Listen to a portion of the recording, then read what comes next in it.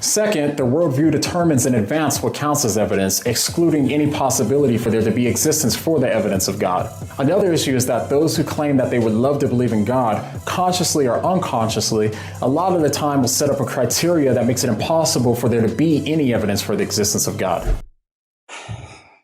You know, I really don't see this going on. What I do see is atheists out there claiming that it's very hard to prove that a God exists. And you can't just simply prove that God exists. Like, you can't just sit there and be like, look at the trees, and really expect that to be convincing. I really think that you need hard evidence, like really substantial evidence in order to prove that this God exists. So I feel like, and maybe John McCray here will get into this, but I feel like a lot of times Christian apologists, they get it in their mind that that the atheists think that it's just impossible to prove God. And so they have solidified themselves in their thinking that God doesn't exist. When in reality, atheists are just saying that you have to have substantial and really, really good evidence to suggest that God exists. That doesn't mean that it's impossible. It just means that it's really hard to prove. So when my friend David Wood debated Michael Shermer, Shermer said that he would believe in God if there was evidence for the existence of God. But according to Shermer at other times in the debate, he claimed that any evidence that we could find for the existence of God, we could also attribute to super advanced aliens. He said that we wouldn't be able to distinguish if it was really evidence for the existence of God or if it was super advanced aliens. So basically, even though he said he would believe in God if there was evidence for the existence of God, there isn't any possible evidence that we could have for God's existence, because then we could just say that it was aliens or something else. So therefore, in Shermer's criterion, there couldn't possibly be anything that would count as evidence for the existence of God. John here is piling a lot on to what Michael Shermer said in that debate. I went and I watched the debate, and everything that John McCray just said right here is a misrepresentation of what he meant. Michael Shermer did say that he wanted empirical evidence that this God exists, but he also had a caveat with that. And that caveat was that any phenomena that we could experience that seems to be a miracle or fantastical or breaking the laws of nature is virtually indistinguishable from either magic or advanced alien civilizations.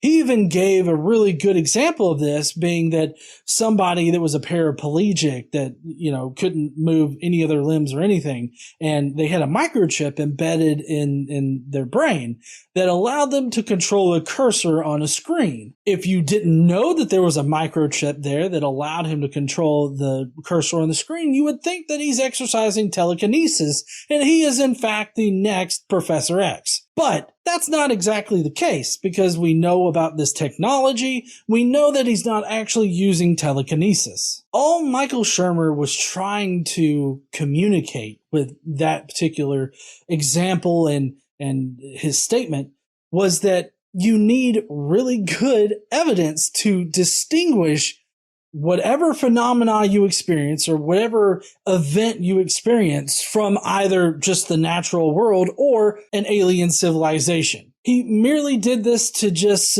emphasize how good the evidence has to be. That's it. You really don't need to present strawmans about atheist positions in order to make a good argument. So I have no idea why Christian apologists or apologists in general continuously create these straw man arguments. It just frustrates people that listen to you. Dawkins says something similar, but instead of pointing to aliens, he points to science. He says that there's nothing beyond the natural and physical world, and that if something appears to lie beyond the natural world, we hope eventually to understand it and embrace it within the natural.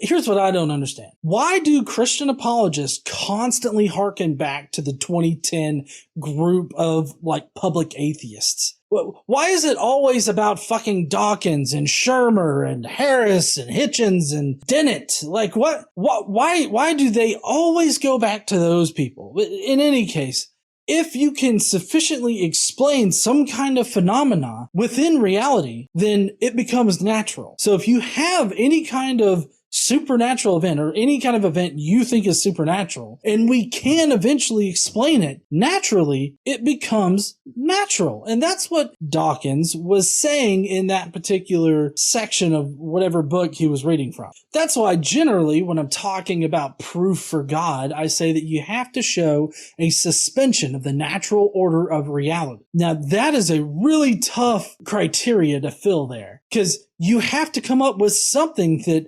undoubtedly shows this breaking of the natural order. I don't know what that would look like. I don't know in what form that would come in. But I don't have to know those things to know that that is what would be required in order to prove the supernatural. This is far from proving a particular God exists, let alone just a general idea of God. All we're talking about here is proving that some kind of supernatural realm actually does exist.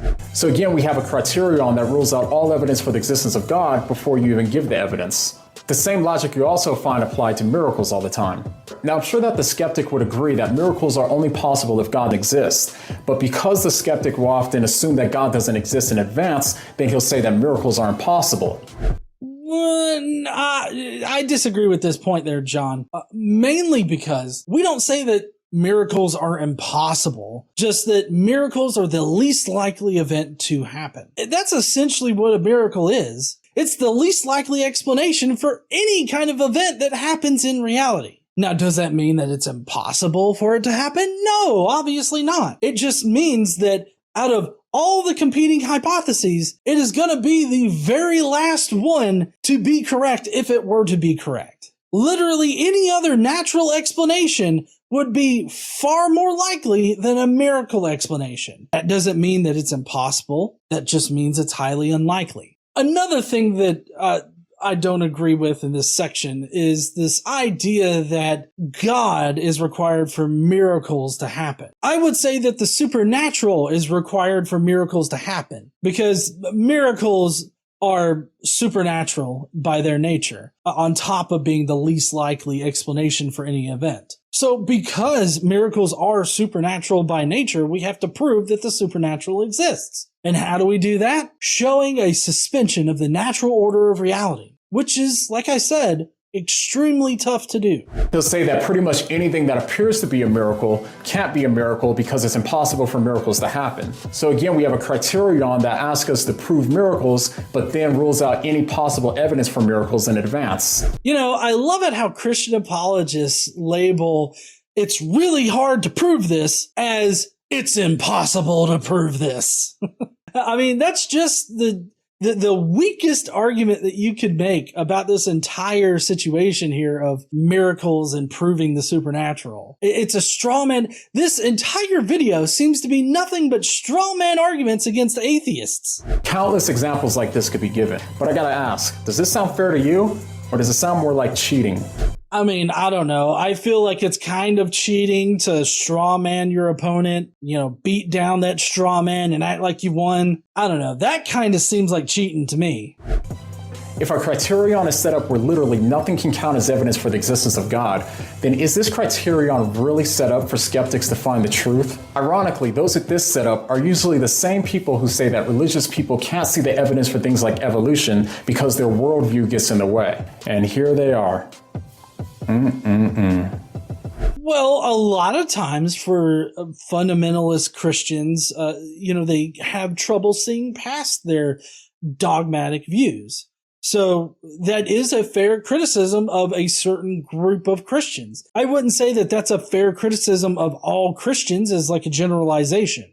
But also, I think it's funny how John McCray here has to twist the atheist position on this in order to make it similar to how some Christians act.